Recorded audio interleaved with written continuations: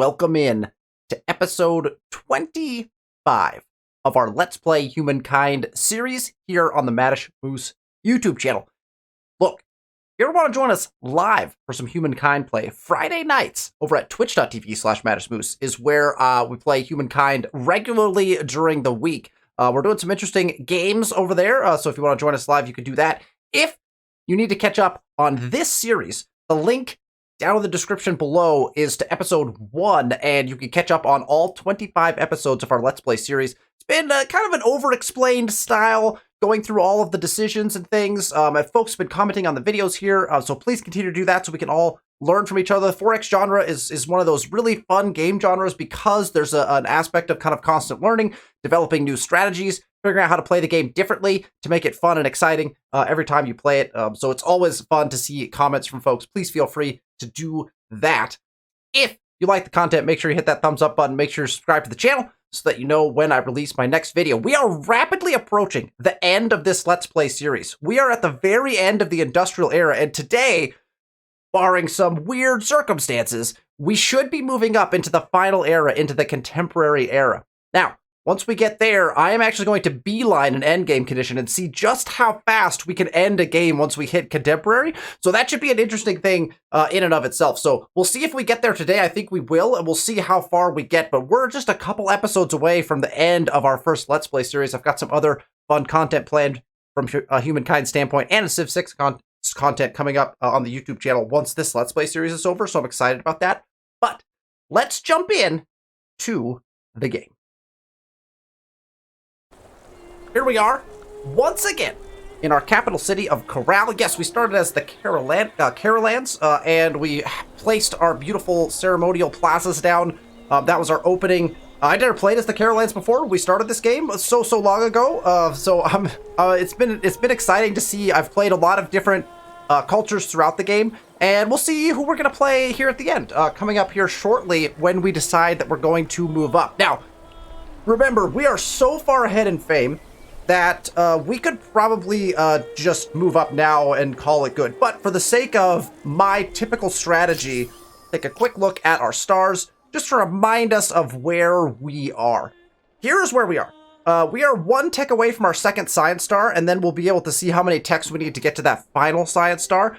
And honestly, we might as well sit and wait until we have those science stars, because what's going to happen is our endgame condition, once we get into the contemporary era, we have to get out to computing and rocket science. We got to get at least out to rocket science to get access to the space station mission, and then we're going to need also access to uranium, and I believe aluminum as well.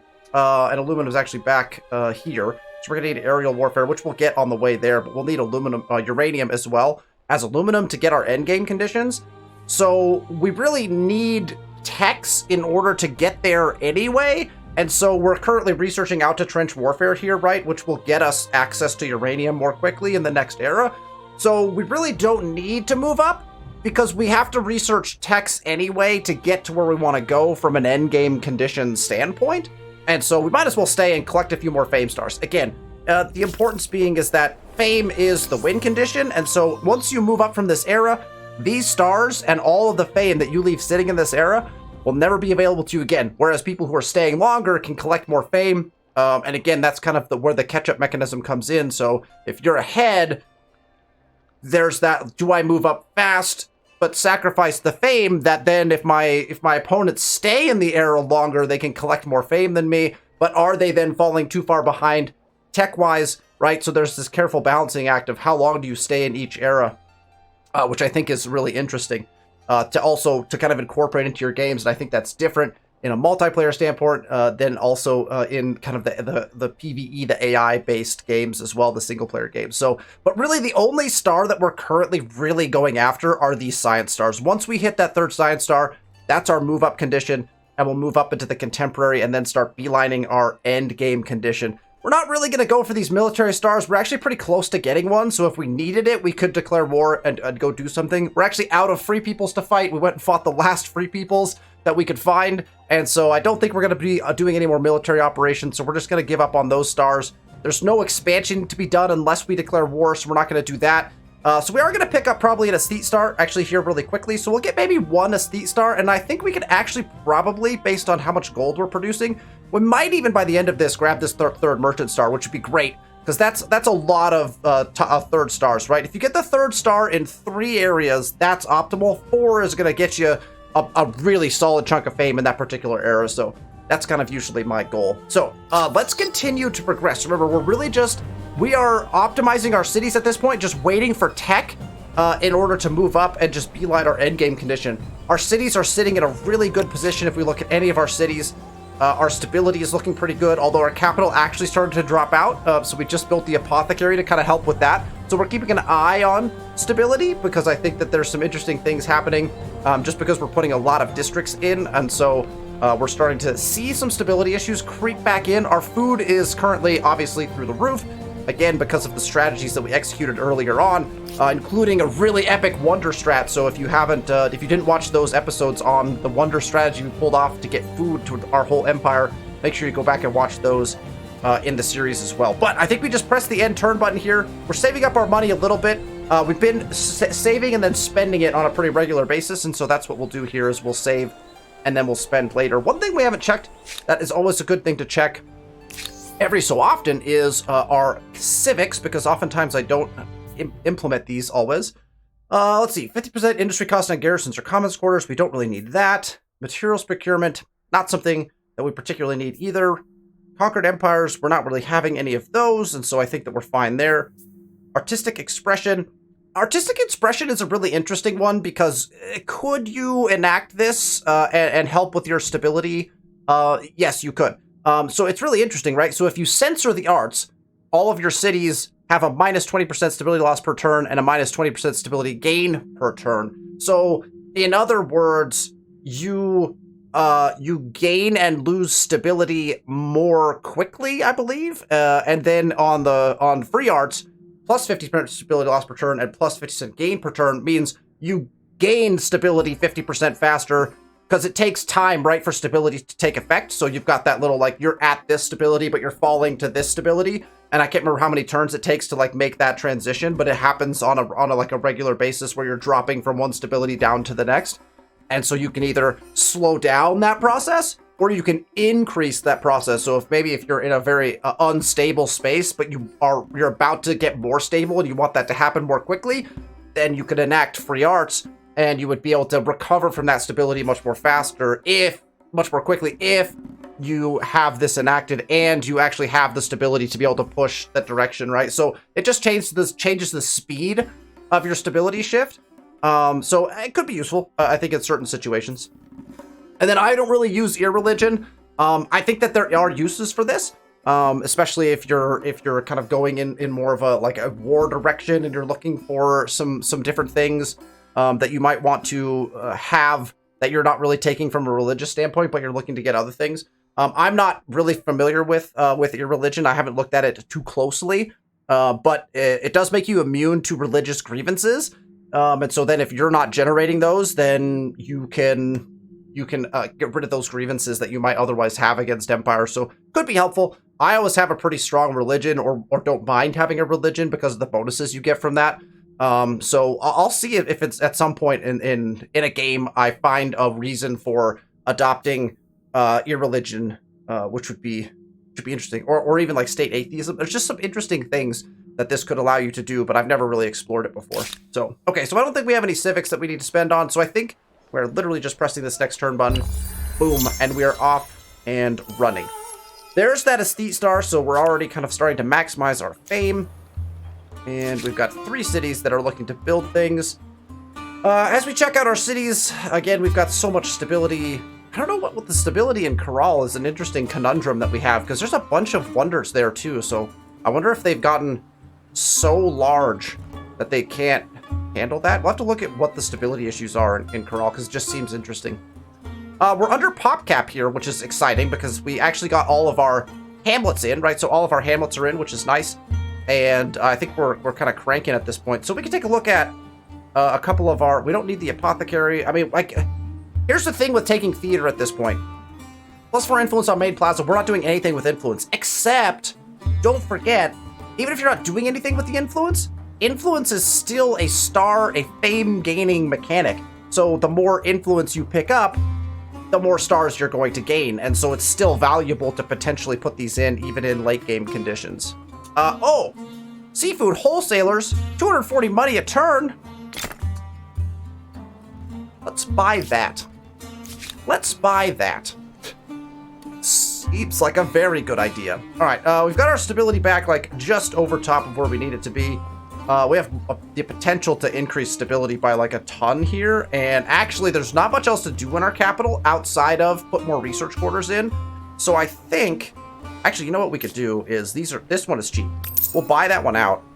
We'll put the one turn into the hospital just to grab that extra stability, just to ensure that we never have to think about stability again. Again, we don't really need to put any of the food infrastructures in, and so right now, probably after this, all we're going to be doing is cranking research quarters, maybe a few more makers quarters, although our industry is through the roof at this point, particularly in our capital, so pushing research is probably what we'll do here shortly. So we'll go with that. We actually have some surplus, so we actually want to queue up probably our next thing, which probably is a research quarter. So let's see if we have a nice spot to place one. We do. We have a 44. Oh yeah, we've got two strategics. Strategics and research quarters go together. And so we're going to go ahead and plop that in there. That'll take care of that city. And Parisius is ready to go. They're over pop cap, but that's because they don't have very many places where we could put hamlets. But we should probably focus on districts for them in that case. They have tons of stability, so we don't need that. Their food is looking great, and so we should probably continue placing our research quarters. We do have some nice research quarter placements to go. That's a 42. We'll go ahead and snag that. And we could think about putting some makers quarters in here. Their industry's pretty good, but it could definitely be higher. But we're focusing pretty hard on specifically our research numbers, so we can quickly research the text we need to go to endgame. All right, let's check on our bugged city. Our bugged city of Huatu. If you recall, at the very end of the last episode, we realized that Huatu had basically bugged out and was stuck building a Jama Masjid from the previous era when we were playing as the Muggles, I believe. And it was just sitting there. We bought in all of our caravanserais except for this one. So all of our caravanserais are now going to be in. But this city fell behind because probably for like 20 turns, I think for about 2 episodes of the series, I realized, wait, we haven't seen Huatu show up in forever. We never pick a build there. We went back there and it was just stuck. And so we actually had to delete the Jama Masjid out because apparently it had just bugged. We had turns into it and everything. Very odd scenario. I've never seen it happen. If someone has an idea of what happened, please feel free to let me know in the comments. But I legit think it was just straight up a bug. And so this city has fallen substantially behind all of our other cities because it was not doing anything for a substantial amount of time. And so we probably need to buy out some more infrastructures. So let's go ahead and purchase anything that's cheap. We're basically just gonna buy, even if it's like not worth very much. If it's cheap, we're gonna purchase it, except for walls. I mean, we don't really need walls. That's cheap. Let's buy it. That's cheap. We could take it. And then science stuff is good. That's a little more spendy. We could build some of these in if we want to. We've got the money to spend, right? That's 192. Okay, well that'll pay for itself. 14 industry is not probably worth it. And then honestly, we might want to start saving up. We want to get the hamlets in because these guys are in severe population problems because, again, we weren't building anything here because they just never popped up in our queue because it was bugged. So we can start. So this will be done in 1 turn, and then we can start putting our hamlets in, which will be good to just try to help this city out. But now that we bought in some more infrastructure, hopefully that city can start to thrive again because it was... I can't believe that for 20 turns that city just sat there bugged and we didn't do anything with it. I mean, it's still got 76 people in it. Like, it's doing well from a population standpoint. It kept growing. It just was not putting any buildings or districts in, and so it's kind of fallen behind in that regard. We can see up here, we talked about pollution in the last episode. Our pollution is going up by 100 per turn. However, as you look at the text there, pollution is at 366 overall. We're adding to that number by 100 per turn. But right there down at the bottom it says next level, level 1. So we're at level 0. There's no penalties for pollution right now. At level 1, we have to get all the way to 25,000 pollution. And so what you can't see because it's below my head, it says will be reached in 247 turns. 247 turns is forever from now, and so we are not even in the least bit currently concerned with pollution on a global level, right? Remember, we talked about how on a local level, we do want to maintain those low levels of pollution, and so again, we're at very low, and so that's my goal, is to keep it at very low. So as long as I don't need to put in something that has a high pollution value, I'm just going to leave it where it is and leave that at very low. Again, we have to get all the way to plus 20 per turn in order to hit that low pollution level. And that's when our cities will start taking penalties for having that pollution level. And so I'm just going to leave it at very low. We don't need to, in this game, push anything in particular. Now, if you're trying to push for a win and get some builds in, and you're looking to maybe you have a food problem and you're going to put some heavy buildings in that cause pollution, but to generate food, which do exist, and so you can do that. That could be worth paying the price for the penalties on pollution, or you put those buildings in, but then you again augment it with your forests and your nature preserves and things like that to cancel out the pollution that you're generating. We're not too worried about it. I'm just not putting in very many of those buildings, so we're just going to continue to truck along here. We got more grievances popping in. That's not surprising. Line formation has been researched. There's a science star, and now we have a turn timer effectively. Now we have a turn timer, so we need 5 more techs. 5 more techs will get us our final star in this era. That will also probably take us pretty darn close to getting a merchant star. I don't think we'll get another aesthete star. We kind of got the one that we're probably going to get. So we need 5 more techs. So if we go and just look at our tech tree, we can see we're going to go right into trench warfare. All of our techs are basically 2 turns at this point. So since we need 5 more, 5 times 2 is 10. So basically in 10 turns, that's our move up queue, right? And that will probably actually shrink as our science will continue to increase as we're putting more science in it. So that'll go faster and faster if we want to get that tech lead. And we're producing a lot of science per turn, but obviously we are focusing that as well. And so we continue to do that. Okay, all of our cities are ready to build things. Huatu is going to focus on getting their lovely and beautiful hamlets in. We're just going to pick best numbers for hamlets at this point. And I like this spot better, I think. Right on the corner. So we're just going to do that. And in fact, honestly, for this city, just so we don't have to think about it too much anymore, we may want to just plop the rest of our hamlets down just so that we know what this city is doing. That's 1219. That's not a bad spot. Although that spot in particular would be a nice spot for a research quarter, because it's adjacent to that. So we might even drop down here, put a research quarter there. It's not really going to matter in the end. We'll just take the best numbers. I don't want to be too picky at this point. 1311 in both of those spots. Might as well put it on river so we could put another district there. That would be a thing to think about, right? We can put it here, and then that leaves an empty spot for a district that we can place here. It wouldn't be a great district either way. But I think we'll just do that. We'll just queue up all of these because we're going to put them in anyway. We're just using the numbers that the computer tells us are kind of the best numbers, and like I'm pretty much fine with that. We're not really. Sometimes you place hamlets based on availability to build around them, but at this point in the game, we're just kind of taking the best numbers available to us. Honestly, this production value is great. Let's stick it over there. All right, so we got all those are queued up. I actually could even buy in some harbors if we wanted to. Part of me says, like, let's take a look in here again, see what we can purchase, because there's probably some, like, big-time science stuff we can buy. 52 science. That's a big number. We'll take 124 science. That costs 5k, but that's definitely going to be worth. That's a huge number. I'm just going to buy it. You know what? I'm just going to buy this as well. That's 76 science. Like, we want to spend our gold. We're making a ton of it. Let's spend it on our win condition, right?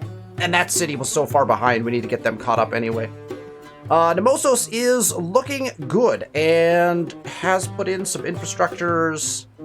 Get in that theater, potentially. Just double checking. stability issues. Food is obviously fine, although this city is distributing food out to everybody else, so upping food in this city is not a bad idea. We might, like, buy out some of these at some point. I think we actually put in the... Let's put in the theater, and then with our extra, we'll put in another research quarter. That is nice. Plus 40 research quarter. Let's put that in. That'll be good for that city. Brawl is... they were doing stability stuff, but we're done building stability things. For the time being, we're up to 73, and so we're just going to go and start putting in research quarters because we're going to maximize our research capabilities. I think that Perseus has literally just been putting in research quarters for quite some time. We're just going to keep with that trend. That replaces... What is that? That's a hamlet. We're not going to replace the hamlet. That feels like a bad idea.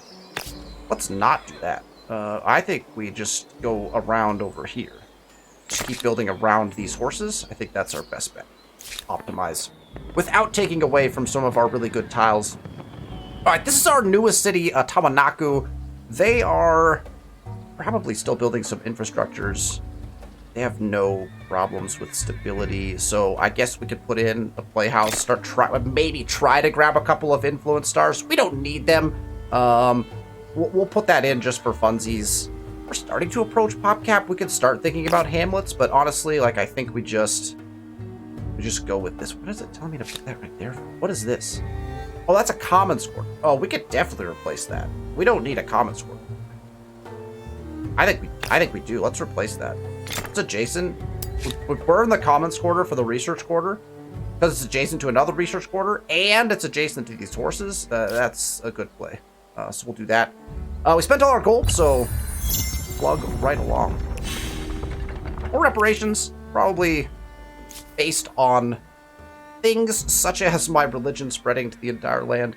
Alright, let's get our builds queued back up for the next turn or so. Again, stability's not a problem. We can get this playhouse in. If we're doing it in one city, we should probably start doing it in our other cities, right? We should if we're gonna try to capture some of these aesthete stars, like, we should just do it, right? We've got some surplus. Again, pay attention to that surplus number. So we're gonna go and look for another excellent spot to put a research quarter. That looks wonderful. Actually, there's 2 strategics here, so we want to just fill this all in with research quarters around this area. So that's what's going to happen in Nemosos. Brawl is also ready to go. They have a huge surplus, which is excellent. I think we're just going to keep ranking research quarters here. So let's look for our next greatest research quarter area. Yep, this is going to be all research quarters here because, again, we've got 2 strategics. So really, probably just grab another one because we're just going to place strategics, or we're going to place research quarters all across the land here. And so let's just queue up. We know we've got several turns before we're going to get through our techs. Where's our next one? 36 over there? How about this right here? That's only a 29, huh? That's interesting. Those must not be research quarters over there. 36, 29. That's a 36. I like this right here over that. Let's take that. All right, so we queued up a bunch of those. We'll get research quarters going in here. This city is basically just cranking research quarters as well. So let's just plop a few of them down. That's fine. I don't want to replace that, so I think we just keep surrounding this spot here. We'll just queue up a few turns worth of this. Now that we're there, this is probably going to end up being a good spot if we're here and here. So I put one there, and we just put another one. Just fill that in with research quarters. Just rock and roll with that. This is going to allow us to probably just hit the next turn button several times just to get through a few turns. Let's see. What do we got? Those are nice. 41, 42. There's a 36, but we get 3 food out of it. Actually, that's kind of nice. I like that. Plop that down. Then we'll come back over here. I think I like the straight 42 better. Take the straight 42. I guess we're going to actually take both of these probably, so. Yeah, that's fine. It's a nice little research area over on the top of these cliffs. I love this game is so beautiful. Alright, we'll do that in that city. And Tawanaku is the one we probably have to monitor maybe a little more closely, just because they're a little bit newer, but I think we can continue to probably place these down. That is a farmer's quarter. I'm not really interested in getting rid of farmer's quarters in order to put these in. We've got some spots over here that probably would be good for research quarters. So let's go ahead and start putting some in over here. We'll put a couple of them in. Let's put those two down, and then we'll come and revisit that city. Most of our cities are going to be busy now, as we just kind of wait for techs to come through. New alliance between the Burley and Icarus. Okay, so alliances are being formed. A war has ended between Icarus and Plosif. I wonder what the result of that was. And a bunch of trade routes blocked, as we're continuing to only have blocked trade routes, not destroyed trade routes. I don't think anything happened between... Oh, no, it did. Icarus came in on to the territory, the whole continent that Plosif had fully conquered and has a vassal on. Icarus comes in because he has no room to maneuver, and Icarus, far from his homeland, has in fact claimed he just claimed it. So so Icarus came in, burnt down one of, I don't think it was a city. It may have been, though. Don't know if it was a city, but he burnt something down and now is taking land on that continent. So fascinating. But peace has been made as well. So, and we'll keep an eye on that potential situation. Interesting. Okay, Nemosos we need to queue up some things for. Nemosos is looking pretty good. Now we could... That's 101 food per turn, and the food, remember, the food here is being distributed. I feel like we should just put this in. Let's put in the fertilizer plant, but then after that, because again, that's distributing food out to our whole empire, because Nemosos is where our wonders are that are doing that. But then let's plant a few research quarters down, just to give them a few turns of things to do. Yeah, we're gonna keep going around up here. That's kind of what I thought. Perfect. That's all going to look beautiful. Go with that. Ah! The unicorn's horn 3! 3! While no one has been able to identify what the horn is, or solve the mystery of whether it is truly sprouted from a unicorn's skull, one of your most enterprising, reckless apothecaries has at least been able to identify what it does. Grinding some of the horn into a powder and imbibing it, it saw him finally cast off an illness that had dogged him for weeks. He reports feeling healthier than ever. Interesting. Interesting. We can dispense it, which is the only option we have. Share the powdered horn among your troops. Whether a true restorative or a mere placebo, it can only aid their efforts. Plus 50 health regeneration for 10 turns. Interesting. An interesting outcome to the unicorn tale. All right, perfect. Oh, that doesn't actually help us at all because we're actually not at war currently. Could have helped us a little while ago. All right, we got text to pick. You've noticed now all of our texts have dropped down to 1-turn texts. And we can actually go back here and pick up some really old texts. And I don't think we need to get up to wireless telegraphy. None of these are particularly useful to us. +1 city cap. Are we at city cap? No, so we don't even... Well, yeah, it doesn't do anything for us to go below city cap, right? So that does not particularly matter as well. Let's see. Police force is not something we need. Just ensuring that we don't have anything that we're, like, staring in the face. Industrial silos produce ridiculous amounts of food, but they also produce a ton of pollution. So we're looking at a bunch of pollution if you get mechanization. So we don't particularly need that. We could grab nationhood. Again, all of these are 1 turn, so it doesn't particularly matter. Enacting civics, that could be useful. Plus, it gets us access to the academy. Okay, let's go encyclopedia next. And I think we've got everything researched from there, but we had some early text here. We could probably just start cranking through some of these. Is probably going to be our goal. Oh, we didn't spend our gold that turn. All right, we'll spend our gold on this next turn. All right, encyclopedia research. There's our merchant star that we were waiting for. And so we are getting close. Wow, Tawanaku just built all... Didn't we queue up a bunch of stuff there? Oh my gosh, they just absolutely cruised through all of that. All right, so I guess we can put in, like, the academy. And then I think we'd probably start putting in... Let's queue up a few hamlets for this city, because I think that's going to be... let's just put all of our hamlets in fact, just to get them down. I think that's probably the best play for this city. For the time being, that's going to get them a little bit of everything. And then we're just picking our science. So again, I think we just go to, like, the cheap sciences that we have not researched yet, because it doesn't really matter. Like, nationhood actually gets us some stuff to do potentially with nature reserves, so... We'll go to nationhood. We don't need the nature reserves, but we could get some science bonuses from that, potentially. So we'll go ahead and queue that up. All right, we're cruising. Oh, we didn't spend our gold again. All right. This time we spend the gold first. We'll probably go back to Huatu to try to buy out some Maybe we buy out a few. Those are really expensive. Let's take a look. Oh yeah, we just want, that's 38. That's 20, I mean, it's 12, whatever. We'll just take it. We're not going to spend 22, even though that number is okay. Plus 28 money for this. We could take that. It only costs 3,000. That works for us. Get up our industry for 3,000. That's fine. Let's go ahead and just like hit up our next city and look at our buyout options here. We're not going to spend that much. Buy the playhouse. That feels like not a great use of our. Well, we might as well get, like, that's so much food. That's so cheap. We're just going to spend it, right? Okay. Look for cheap things. Buy them. That's kind of my. Once you get to this point in the game, look for cheap things. Buy them, even if the numbers are not that great. You could save for more expensive things. I'll hold on like some of the more expensive stuff, but like we don't really need any of this, so we're gonna hold on Tamanaku, Perseus for buyout purposes. Yeah, we pretty much got everything there too. We're getting close to just starting to save up for bigger purchases in some of our cities. Maybe even buying districts in. That's the other option, right? Is we could buy some districts in. 7,000 for 11 industry. That does not seem worth it in particular. So I don't think we'll do that. And that takes us actually back to Lulaban, which is where we started. So, okay, so we spent some of our gold. Let's save up and maybe we'll put in some districts or something with the rest of those. We got an army that's still moving into position, I think. Yeah, they're just coming across from over there. We could also start buying in some forest and buying in nature reserves. In fact, that probably is what we'll do with our gold.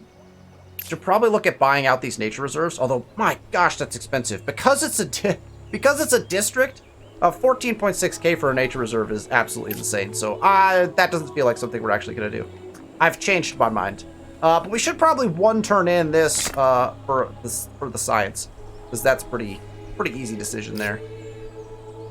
All right, and that'll be the only problem with queuing up most of our cities is that any new techs that we've researched are not, we're not gonna be able to take advantage of those. Okay, we can one turn that, so we're just one turn it. All right, off and away. Wow, that is a lot of things. What are these things? Trade route destroy. Uh-oh, that may be a war declaration. Did we just have a war? No, it doesn't look like we did. 22 trade routes destroyed. That's not blocked.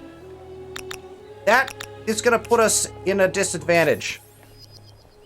37 more trade routes destroyed? Hold on. It's a good thing we have our gold. What are these? What are all these grievances? What happened here? Greetings. To what do I owe this pleasure? Actions by the Burly Gamer has caused me to lose. Wow, we have. Wow, we could just what could we get if we just demanded all of this? Oh man, we're okay. We have to go buy absolutely everything. What a disaster! Burly is now a thief. And what did Burly do to cause all of this terror?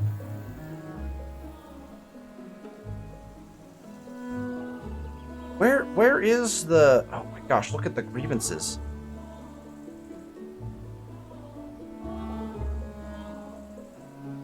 It doesn't like, there isn't a war. What did Burly do that caused all of that? Are they currently at war? Oh, did Burly just take this territory? Oh. That must have been what happened. Yeah, Burly just ransacked this territory and broke all of my trade routes to Nox. Everything going through to Nox just got broken. So Burly and Nox must be at war currently. That one hurt. That just burned so much. Okay, well, so first order of business. How you doing, friend? Let's get a customs union if we can. This proposition straight up refused? Our best interests. Could we demand it? Is it possible? You must be out of your mind. No. It is time to act, not think. Accept. Did she? Fine. Okay. We'll do as you I asked. thought she declared war on me. You had no other option. Accept your fate. Indeed. All right. There's our customs union. Now we just purchase everything again. All of the things that we couldn't, that we lost. Which it must be some trade routes to Burley too, is my assumption. But like, look at all of this. Our cities were actually probably in trouble. To be honest, our stability. Oh, it's not. Well, we could just buy that from them. All right. We're just gonna buy. Oh, that's really expensive. Fine. We're gonna buy access to everything again. All of this got broken. Sucks. Okay. Good thing we saved our money that last time. Accidentally, you know? Like, fully on accident, but... Okay. I think that's all. So then we go over to All Icarus. those of Make sure honest we have intent all may the have my trade. ear. Go ahead and buy that. We probably should ask for a customs union. Let's see if they'll do a scientific I exchange. have a proposition. That's fine. Burley, we gonna buy anything from you? Oh yeah, we are. No one is gonna I sign any have a treaties with me. proposition I've for found you. that ever since I the think you'll like latest DLC, A lost opportunity. the I refuse your proposal. AI is very stingy on treaties. It's very I interesting. had hoped for better from you.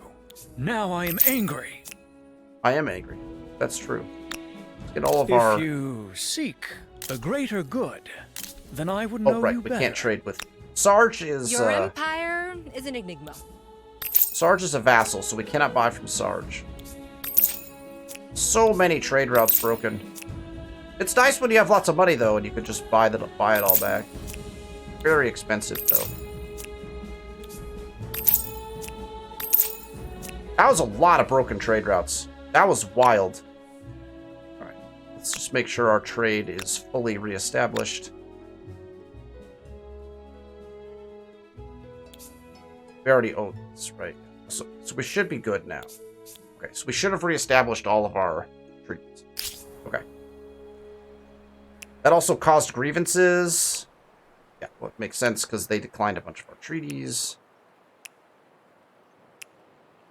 We got some cheaper stuff out of demanding that, though, which probably we didn't need. We still have 23,000 left over. All right, Perseus built all of the stuff we queued up, which is a bit wild.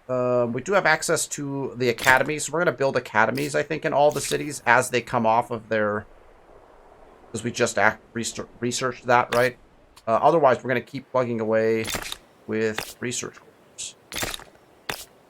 Let's continue to crank it out. Lullaban is ready for more. No, Lullaban needs to build an academy. Just let them build that. And then we go to our techs, and we continue clicking on whatever is cheap. Cheap techs. Take us to the contemporary era. There's mechanization. We're basically doing... And there is the science star we were waiting for. Excellent. So this is the move-up turn. This is when we will move up. Our army has reached home. After a trek around the entire world, this army literally went around the world. They came through here. They did some conquering. They came up here and did some conquering. They came all the way through here and fought in the Free People City here, and has now made it all the way back to Corral. What a place. What an army to be a part of. An honorable membership. We're just going to station them and give them honorable postings in our very peaceful civilization. Alright, Nemosos is... Wait, Nemosos could be... Oh yeah, we have access to a bunch of stuff now. But this is all things that generate pollution at a pretty solid rate. So you can start to see, plus 36 industry, but 13 pollution. 36 industry is not worth 13 pollution in my books. Now this is where you start to question yourself, because 232 industry for 13 pollution. Now that may indeed be worth it. We'll have to think about whether we take that 13. So what's Nemosos at? We're at 4. Plus 20 is where we go up to the next level. I think we can afford to put a sawmill in. So we could put the sawmill in here. In fact, I'm almost tempted. Let's do it. Let's put the sawmill in. As long as we stay at very low, we'll just have to watch our numbers, right? We also want to put the academy in here, so we'll just crank those two things out in that city. Lullaban is... Probably we could start putting sawmills in each of our cities. Plus 6. That puts us very close. Second, what is that, 13? No, 12. So plus 12. So that puts us very close as well. Does the sawmill increase? Yeah, plus 1 on Maker's Quarter. So we also have to be careful how many maker's quarters we're putting in, because each maker's quarter is going to add to our level of pollution. But 188 industry is a pretty solid number. Do we put that in all of our cities? I think we do. For the sake of production. In the name of ending the game quickly. Okay, so we can actually now tech wherever we want to make sure we have access to the things we need to get our win condition, which I think we have everything we need to get to rocket science. And I think that we have everything we need to get to uranium. This research institute has no techs that connect to it, which is interesting. So the uranium trigger doesn't even have like something that we have to do to get there. But I think we just go like urban planning in case we need access to these lines. Let's just do that. But we're going to move up. So let's take a look.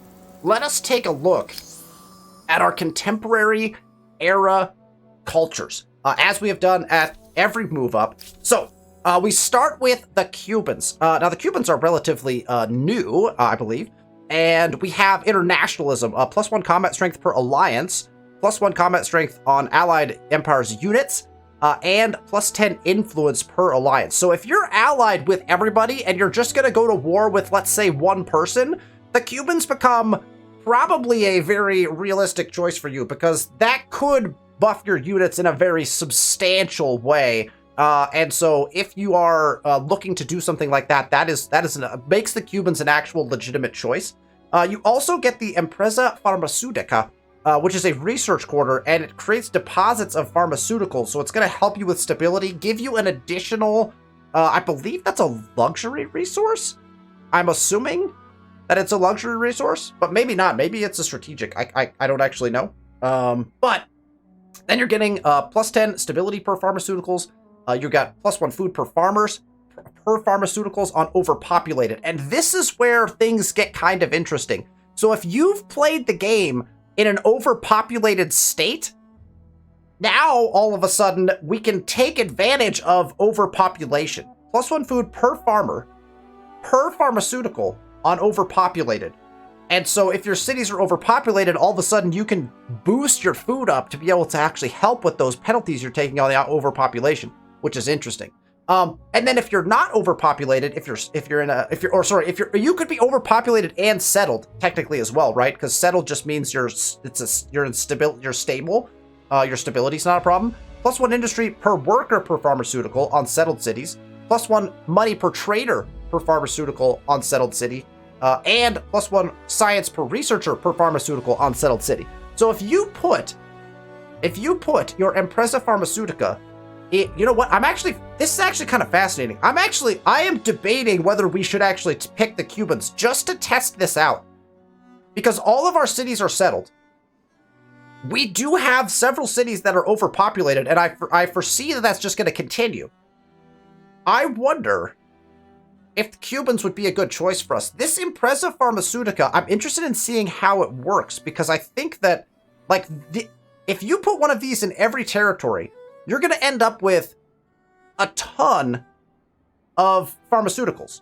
If you have a ton of pharmaceuticals, you're getting +1 food per farmer. So if you have 20 farmers, that's 20 food per pharmaceutical. So then you're talking, like, we have enough territories to probably put in, what, like, I don't know, 30 of these? That's like 30 times whatever amount of farmers, like 30 times, like, I don't know. The numbers seem like they could go up, like, really, really high. So I'm tempted to pick the Cubans. It seems very interesting. Now, they are aesthete, which is kind of problematic because the aesthete stars are very difficult to get. And so that would be one of the things that might keep you away from it, as well as their bonus does not get much for us. But here's the thing. We're in the contemporary era. We're racing to a victory condition. We don't really particularly care that much about the trait because we're not going to use the trait for very long. Now, traits earlier in the game are incredibly important because you're going to use them over the course of the rest of the game. But in the contemporary era, less important probably. This is tempting. We'll keep the Cubans in mind. Let's look at the Nigerians. Abundant lands is their trait, +2 industry per farmer on city, +1 farmer slot per oil on the city. And you also get to add in oil refineries. These sit at the base of rivers. I wish it would tell you that. Does it tell you that? Oh, it does. Placement prerequisites must be placed next to a river, must be placed on coastal water. So it has to be a coastal water where a river empties into it. That's where you can place these oil refineries. But it gets you, it does cause +10 pollution, so you have to keep that in mind. But it does get you that deposit of oil, and you get plus farmer slots per oil, and plus industry per farmers, which can be very powerful. So the Nigerians, they don't look really appealing. They're very powerful. Plus, they're agrarian, so you're going to get those stars pretty quickly.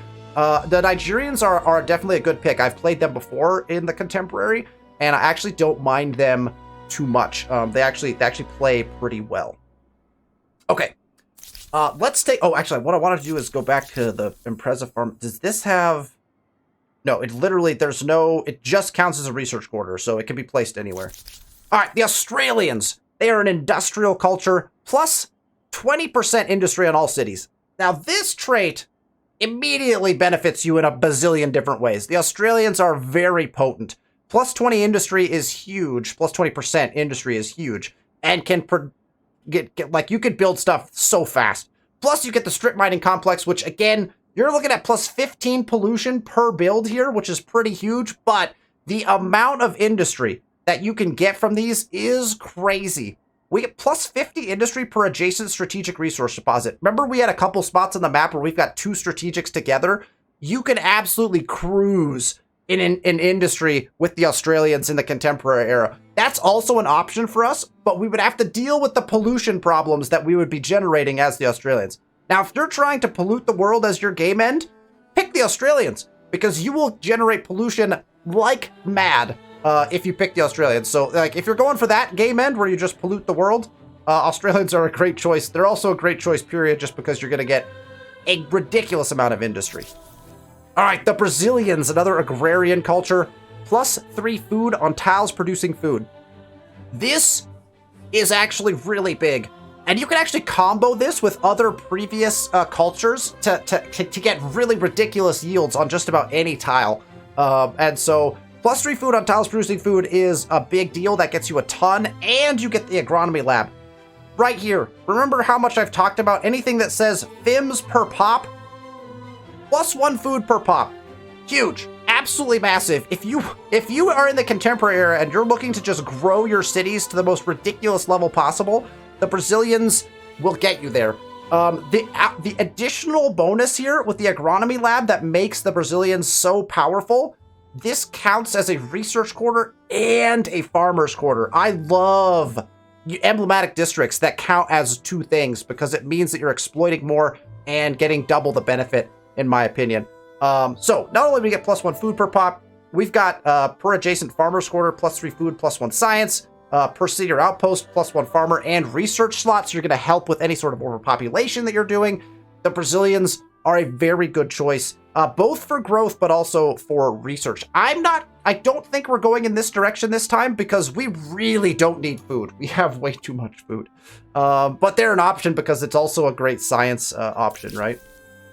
The Chinese, if you want money, pick the Chinese. Plus 10% money on all cities, so not quite the Australians plus 20% in industry, right? So you're only getting the 10% money. It's not as good, but it's still going to do you some great stuff. And the Congress is a very powerful emblematic district. Plus 7 per attached territories, which is nice because you're probably attaching 6 territories, 5, 6 territories at this point. That's going to add up to some decent money. And you get plus influence. Influence doesn't matter so much at this point in the game. The other thing that this does for you as a market quarter is gets you a farmer slot, a worker slot, a trader slot, and a research slot. So it kind of functions almost-ish in a way as a hamlet, right? So again, if you're overpopulated, definitely a great choice. If you're going for money, the Chinese will make you money. All right, the Egyptians are another aesthete culture, plus 4 influence on emblematic district. So that's across the board. So you've put a lot of emblematic districts down now. If you want influence, the Egyptians will get you that in the Contemporary era. I just don't see the value here personally for the Egyptians. What am I going to do with that influence? It's literally just to gain 3 stars in influence. That would be the only thing that this gets to be at this point, right? And I'm not spending my influence on anything. So again, I think with with some of the new mechanics with the World Congress and some other things, I think the influence becomes a little bit more viable late game. So maybe they've become a little bit better in that regard. But I just can't do it.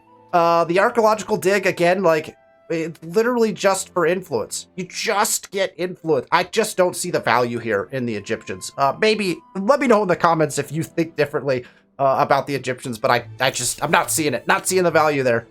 All right, the Indians. Economic elephant. So we've got another estate, actually, which is interesting. So another estate culture. +5 influence on territory. Not bad. You're going to get a bunch of influence out of that. And you get +2 money per number of territories in your sphere of influence. Now, if you're where we are, where our culture is spread everywhere, this would get us a lot of money. Our percent would go very, very, very high. So we would be getting a lot of money from this. We're not going for money in this particular game, but that'd be a bunch of money. You also get the Ashram. This is, again, a commons quarter. I just don't see the value of a commons quarter at this point in the game. You're getting faith per district. Who needs faith at this point? Now, it does sort of redeem itself because on religious district, it's going to get you +1 money and +1 science. So it does have a component that could be very useful. So if you've built a lot of religious districts over the game, as you put in your ashrams, I think you could get some pretty valuable yield out of that, but it just doesn't seem as powerful as some other things. All right, the Japanese. This is our first science one that we've seen, and so again, we're kind of producing towards science. The Japanese are very potent. Minus 20% on all tech costs. Minus 20% on all tech cost research. If you're looking to do a space race end, the Japanese kind of set you up for immense amounts of success. And so this is kind of the obvious choice for us because of what we want to do.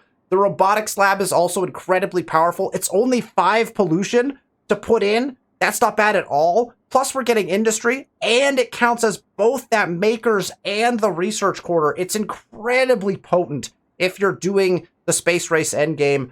It's incredibly potent if you're doing a race to space just to gain extra fame. The Japanese, in my opinion, are probably arguably one of the best contemporary era cultures. I just think that this progressing tech super fast is like, that gets you to 2 different win conditions. And then the robotics lab progresses you towards any win condition you want because it gets you the research quarter and the makers quarter together. It just feels like the best of all worlds. The Japanese, at least for my playstyle, seem to be incredibly powerful and probably the direction that we're going to go in order to advance towards our endgame condition as fast as possible. The Swedes are another good choice for a science ending culture. +1 science per district in all cities. That's a bunch of science because you've probably put in a lot of districts at this point. And +3 science on research quarters. This alone, as a trait, is going to give you a garbanzo beans amount of science because you probably, if you're pushing research like we have been, we've put down a ton of research quarters. +3 on all of those and +1 on all districts, on all cities. So that's, I think these combine. So I think you can actually get +4 on research quarters. I could be wrong about the math there, but if you get +1 per district on all cities, each district is getting you +1 on a city, and then you're getting an additional +3 on every research quarter. That seems very, very potent. You also get the Research Institute, +3 science per district. And that's, again, so as you put your research institutes in, you're getting more science per district and +3 science per district research quarter. So if you're surrounding these research institutes with, look, the Swedes are going to get you science, straight science. The Swedes will get that for you. The difference, I think, with the Japanese is you get the production to go along with it, which can be very powerful when you're going for that space race end. But if you're going for a science end, like getting the whole tech tree research is another way to end the game, Swedes are a great choice for that. And honestly, they're a great choice all around because science is big in late game. All right, we're almost through all of these. We'll continue to crank through. The Turks, +3 food per population on all cities. That's +3 food per pop. Sweet goodness, that's a lot of food. Very powerful. You also get access to the public school. And so this is another, the Turks are, they had to nerf the Turks early on in this game because they were just outrageously powerful. This is another really good culture in the contemporary era. Public school also is a research quarter. So if you're going for that growth plus research, this is really good. You actually get +1 science per farmer slot for putting a public school in. That's a big amount of science. But you're getting science from an agrarian agrarian culture, which is pretty cool because you know you're going to get those agrarian stars really fast, and you can actually put in more research quarters. Another very viable option for a science ending or for a space race ending is the Turks. The Turks are very potent, so that's something to think about. Here's an expansionist, the Americans. American exceptionalism is +10 influence on resources being sold, could be useful. +1 money generated from ongoing trade at a city or outpost. That actually ends up being a lot of money. It's probably not comparable to some of the other kind of money-based things, but that could be a large chunk of money, and you're going to get influence to go along with it. Here's where the Americans kind of... it's another commons quarter. At least it counts as a market quarter, too. Now, if you're going to war and you need some money, and you've built a lot of garrisons, this could get very potent. But so something to think about in the contemporary era is that a lot of the cultures here, if you plan on getting one of them at the end, you can actually build up to it pretty nicely. So if you built a bunch of garrisons and in the middle of them left a beautiful little empty square to put a defense agency, now all of a sudden all those garrisons and the defense agency become very much worth it because you're going to make a bunch of gold out of that as well. Plus it's a commons quarter, so you're going to get that big bonus in stability as well. If you're struggling with stability in the contemporary era though, the game probably isn't going your direction. But the Americans could be a good choice if you kind of pre-prep for them. The Soviets are another expansionist expansionist one. This is the last culture that we will look at in this list for the contemporary era. Red Tide, minus 20% unit industry cost, plus 3 combat strength. So this is pretty much gearing up for, are you still going to war or planning to go to war in the contemporary era?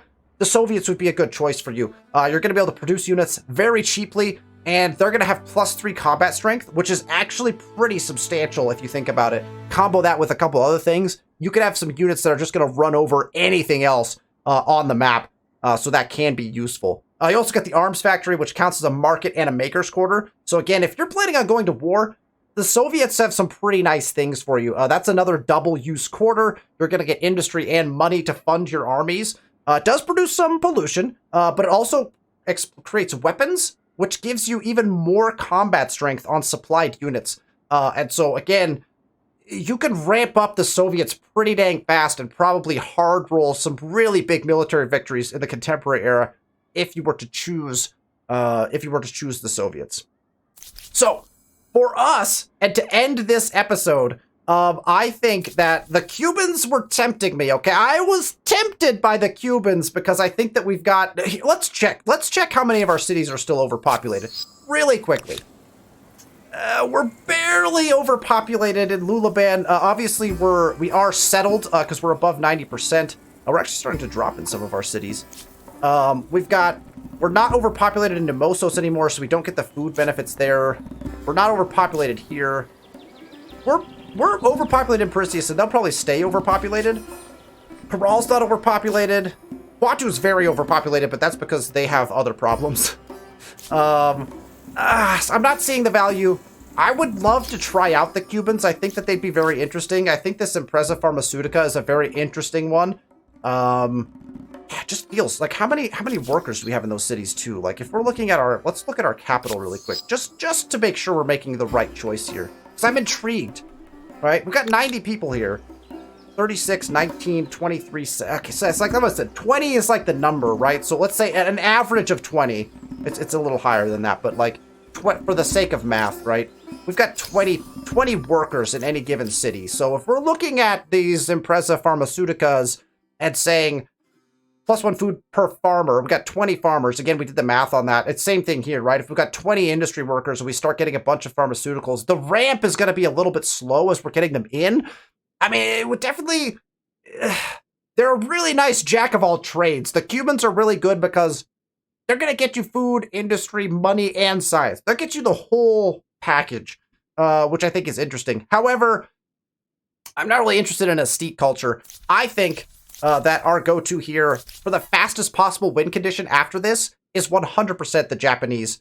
I think that we take the Japanese, we reduce that research cost on tech, and we grab the ridiculously powerful robotics lab. I think this is the way to go to get us to our win condition the fastest, and so that is what I'm going to choose.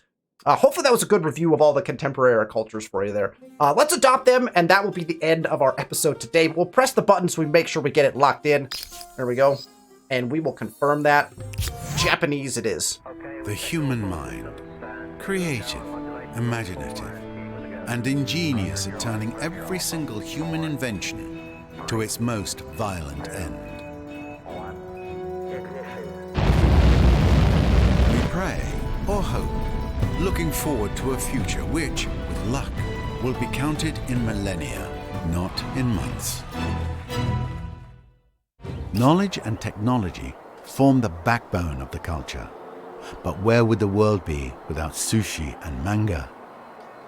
I like sushi. I'm all about it. All right. We will pick up right there in our next episode. Could the next episode be the final episode in this series? There's a possibility. If things go smoothly and I play quickly, we're going to see just how fast we can hit an endgame condition in a game of Humankind in our next episode. And that may end up being our last episode. We'll see. I'm excited to play the contemporary era next time. If you enjoyed the content, make sure you hit that thumbs up button and are subscribed so you see when we post our next video. Next week, Sunday, will be the next installment of this Let's Play series. Also, stay tuned for additional Humankind content outside of the Let's Play series and Civ 6 content on the channel coming up here in the next little bit before we jump into our next Humankind Let's Play series. Very excited about that. Thank you for watching, and I will see you next week.